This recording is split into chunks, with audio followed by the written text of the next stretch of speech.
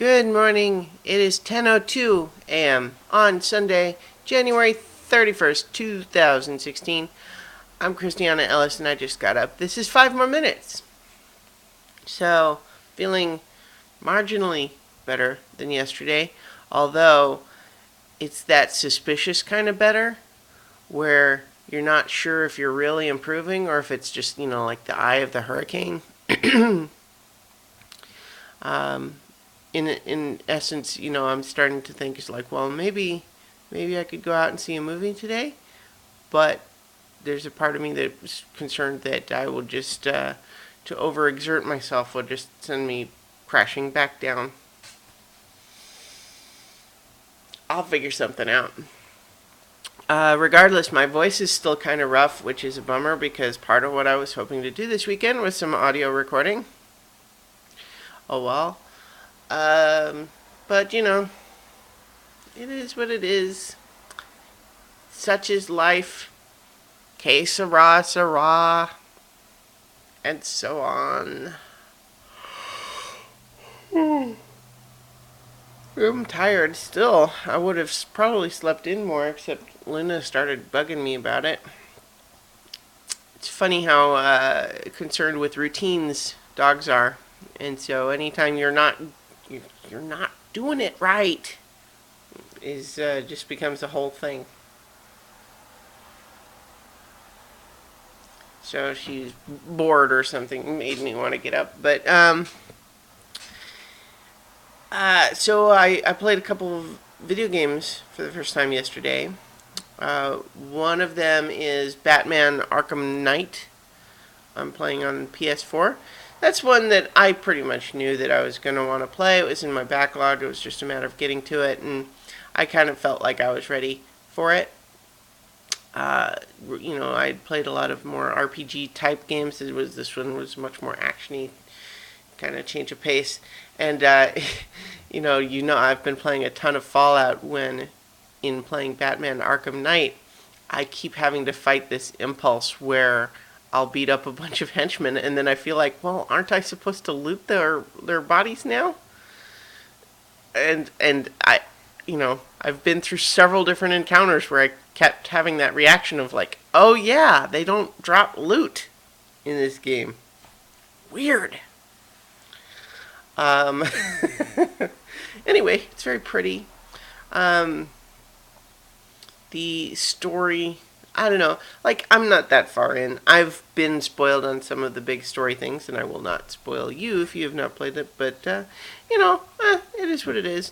There's one story point that I'm a little bit worried about, but we'll see how I feel about it when I get there, and also whether or not it actually sticks. But in any case, the game is fun. I find the combat mostly satisfying, occasionally frustrating. I'm not sure what I think about all the tank stuff with the Batmobile. It seems very front-loaded that they're making me use it a lot early in the early going. We'll see how much that continues. But the other game that I played is called Sunless Sea, which, if you're still watching this during the weekend, is actually free to try this weekend. And it's kind of like a roguelike, in the sense that it's pretty difficult, and you'll play until you die, and then it's somewhat randomized the next time around. But basically, what it is there's the setting is that I think, if I remember correctly, the very first line in the description of the setting is, London has been stolen by bats.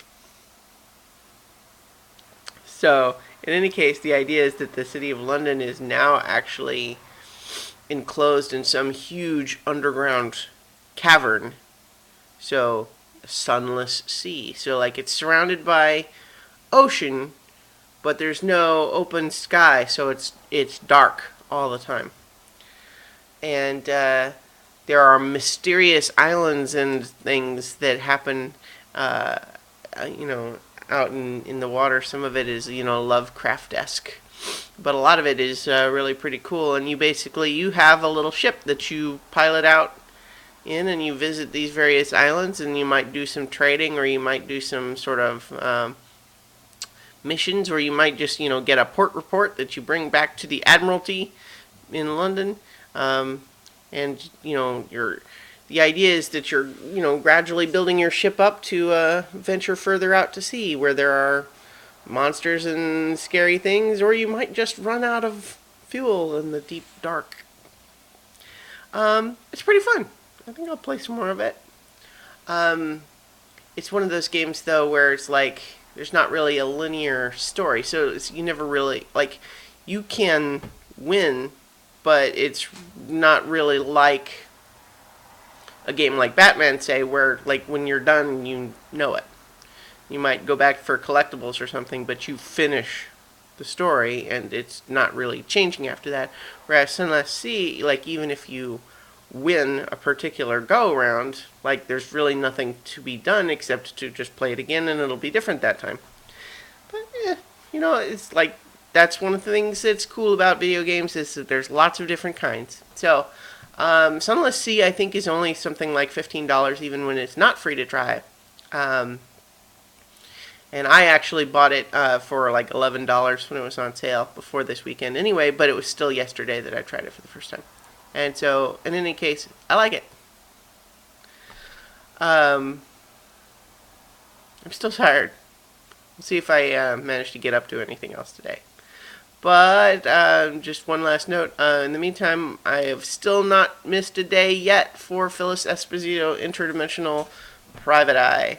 We're up to episode or installment 31 today, and it crossed over 20,000 words. So, yay me. Still going. I still don't know what this project is or if I should be doing anything else about it. It's one thing to say, oh yeah, I totally should make ebook versions of the collections and an audiobook versions and maybe even sell those, but like that's like a lot of work on top of already writing a daily serial every day. So, so far I've defaulted to anything else that I do has to be additional on top of continuing to write it every day. So, we'll see how long I keep going. I definitely want to try to at least bring the current story to some sort of a satisfactory close before I would stop altogether, or move on to another story. In other words, I'm definitely committed to not just leaving the story hanging, but we'll see how the whole project develops otherwise. So, I'll talk to you guys tomorrow for 5 more minutes.